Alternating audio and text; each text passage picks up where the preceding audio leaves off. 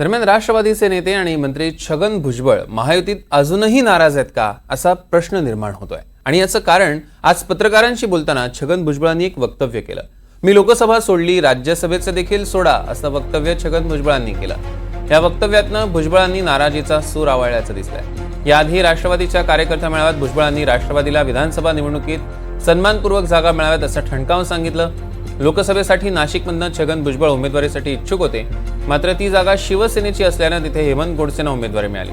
त्यामुळे लोकसभा गेलीच, आता राज्यसभेचंही सोडा असं भुजबळ म्हणाले।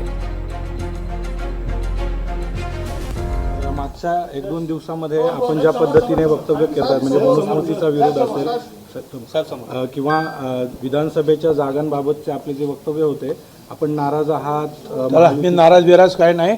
मी फुले शाहू आंबेडकरांचा समता परिषदेचा पाईक आहे आणि मी ह्या अशा गोष्टींमध्ये जे आहे मी स्पष्टपणे बोलतो। खोटं बोलणं मला जमत नाही।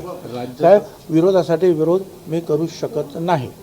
राज्यसभेवर देखील अरे राज्यसभा वगैरे सोडावं, लोकसभेला मी सांगितलं की मला नको आहे म्हणून, तर राज्यसभेचं काय ते बघू ते। बरं तुम्ही देणार असाल तर मला मग तुम्हाला